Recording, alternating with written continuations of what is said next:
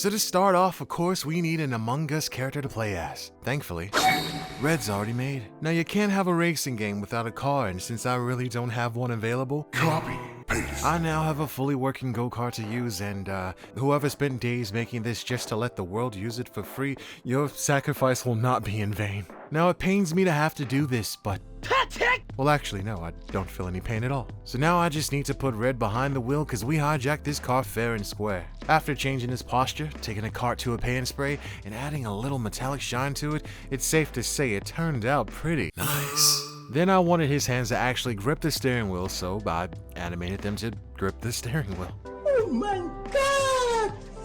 Wow! Now nothing says awesome kart game other than a big letter right on the front of the go-kart. Mario Kart who? More like Mario sniffs farts. Am I right, guys? What? Bro, what are you talking about, man? Okay, wow. Now I need a racetrack, which shouldn't take long at all, because once again, Copy, paste. someone knew I needed one. Now this track came with a pretty dope car, but I don't really need this, so I really wanted to make this racetrack my own. So I changed the scoreboard a little bit. What, you think I'm being lazy and not adding enough of my own creative juice to it? Well, get ready, because it's time to go to the store.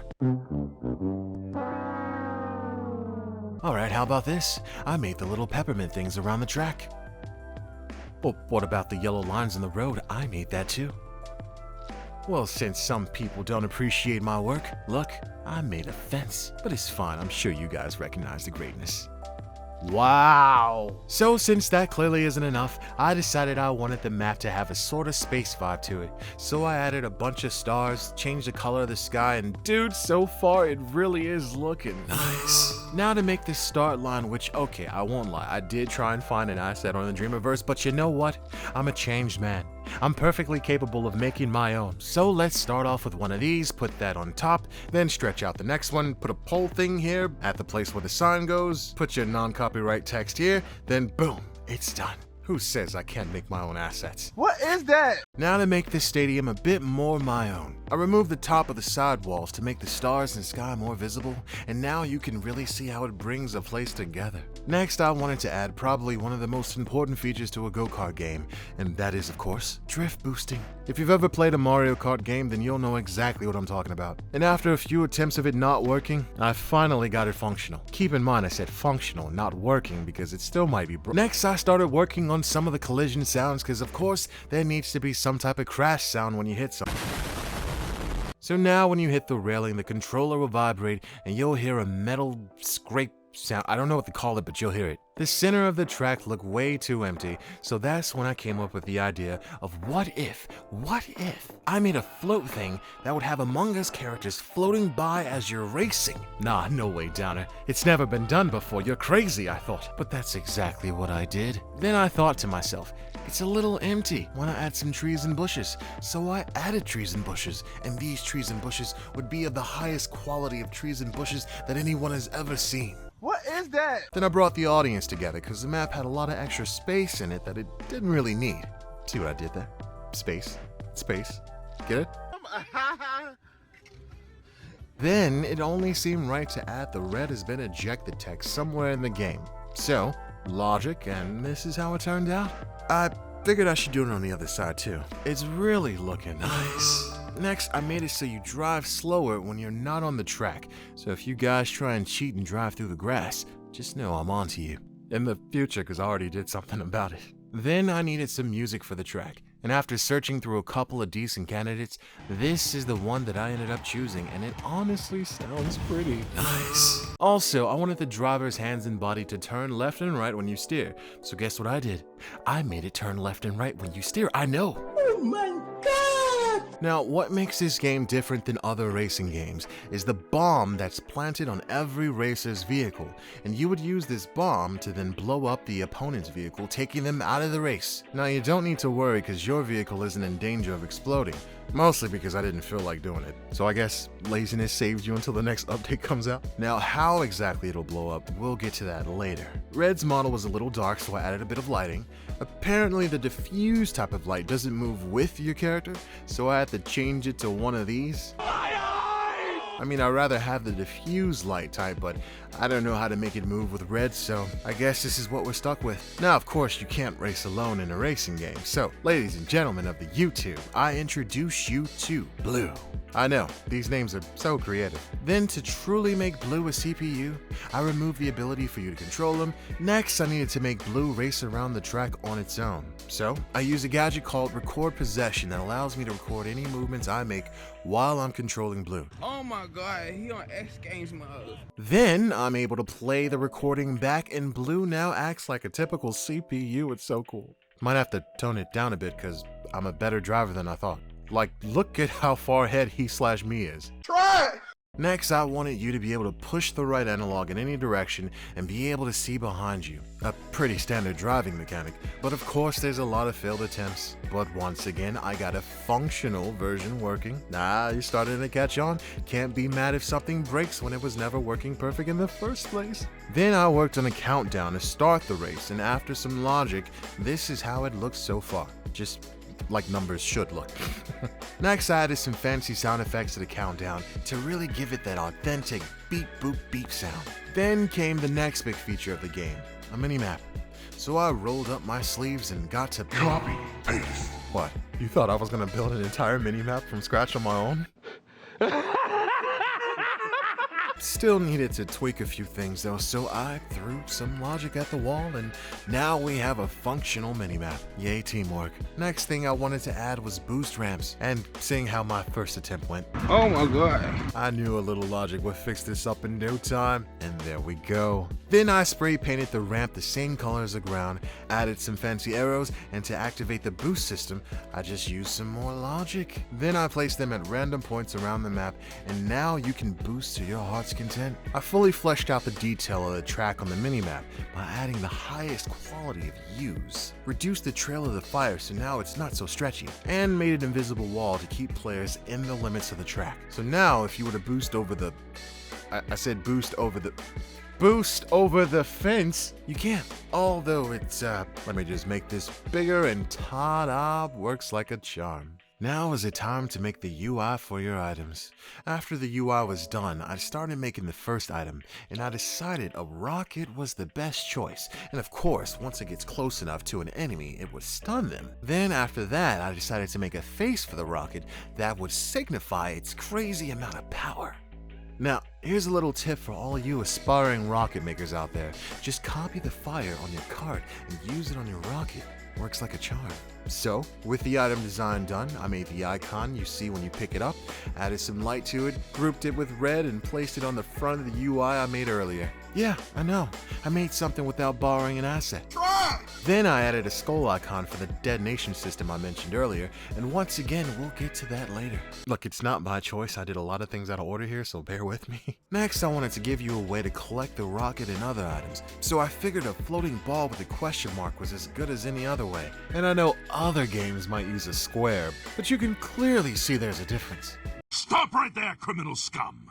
Nobody breaks the law on my watch. Then I added some animation to it to make it float, used some logic to let you pick it up whenever you're close enough, and when you do, you're rewarded with one shiny rocket. Nice. Now, of course, there needs to be more than one item. So I duplicated the logic I made, changed some stuff around, and now it's able to randomly give you either A or B. But don't look at B because I didn't make anything for it yet. Try! But before I started working on the second item, I needed to allow you to be able to use the first item. So by now you should know the drill. More logic, and eventually you can fire it and it follows the nearest CPU, even though there's only one. Next is making a way to keep track of what lap you're on.